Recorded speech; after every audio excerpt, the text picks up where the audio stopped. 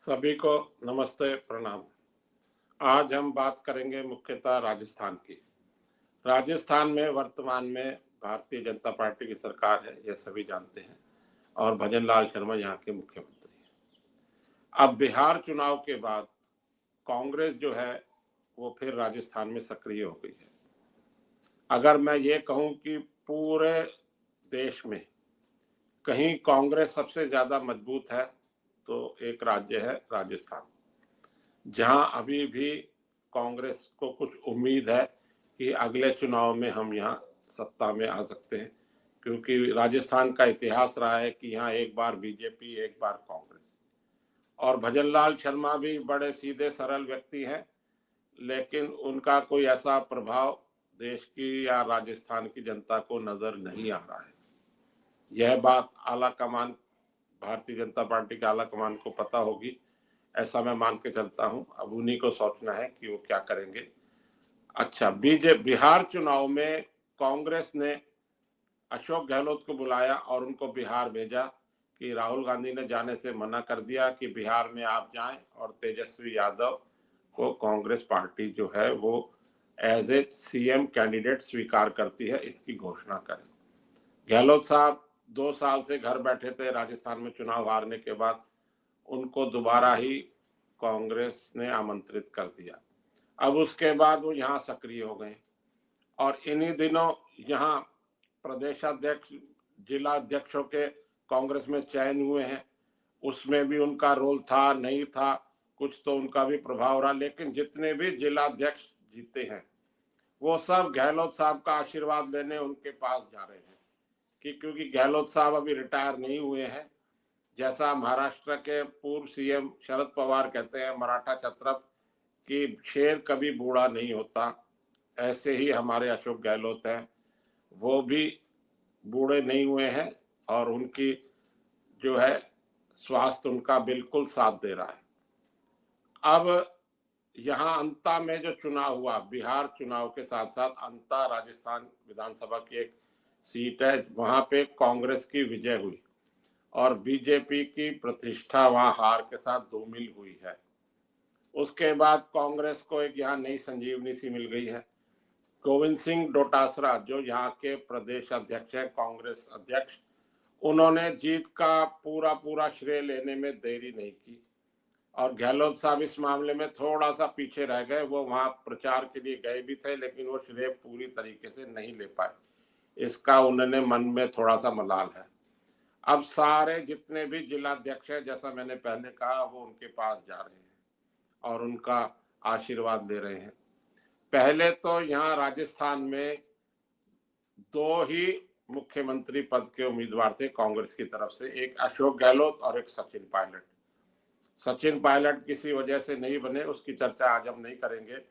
गहलोत साहब ने अपना पूरा 5 साल का कार्यकाल पूरा किया और उसके बाद चुनाव हारी कांग्रेस और अब बीजेपी की सरकार है। वैसे भी गहलोत साहब 3 बार मुख्यमंत्री बने हैं और उनके नेतृत्व में हमेशा कांग्रेस चुनाव हारी है। अब गोविंद सिंह डोटासरा भी अपने आप को आने वाले समय में एक मुख्यमंत्री पद का दावेदार मानते हैं।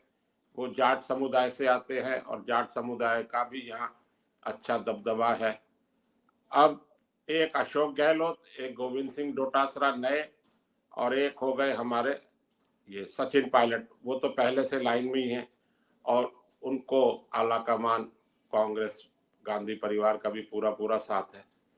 अब तीसरे जो यहाँ एक और चौथे उम्मीदवार है वो आ गए हैं, वो भी रेस में और बड़ी तेजी से आए हैं।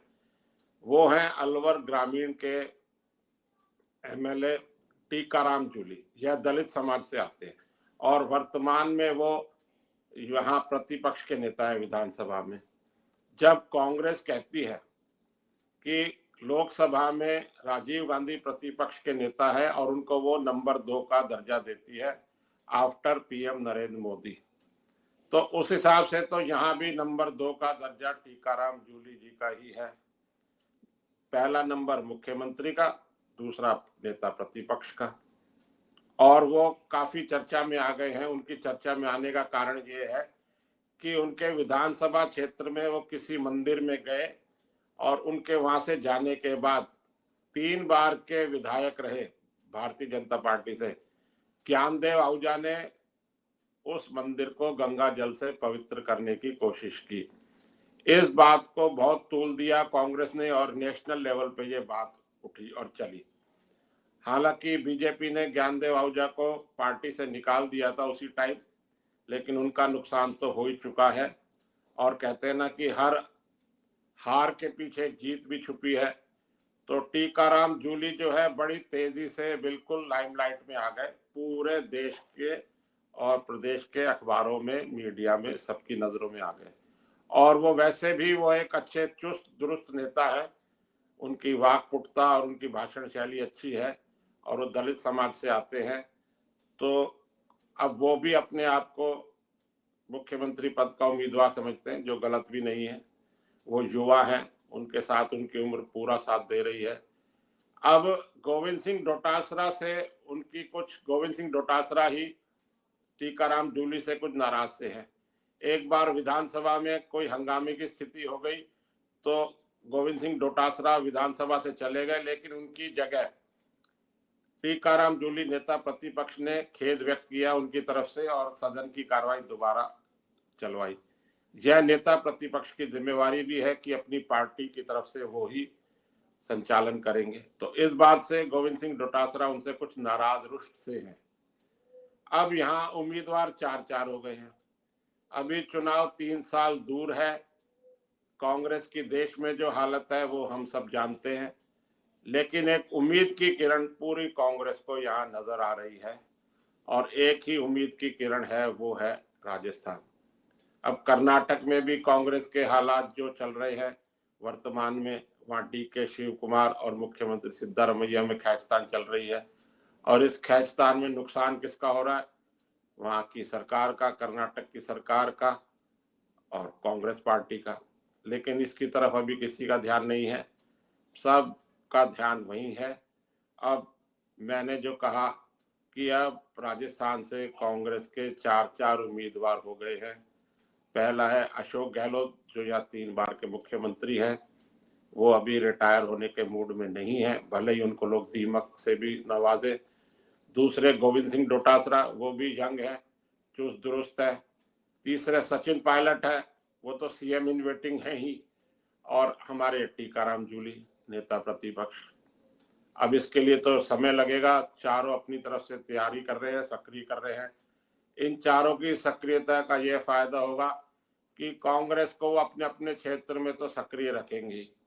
अब इसका आगे आगामी विधानसभा चुनाव में कितना फायदा मिलता है कांग्रेस को, यह देखने वाली बात होगी और दिलचस्प होगी। आज बस यहीं तक। आप सबने ये वीडियो देखा पूरा, इसके लिए आपका बहुत बहुत धन्यवाद। जय हिंद, वंदे मातरम।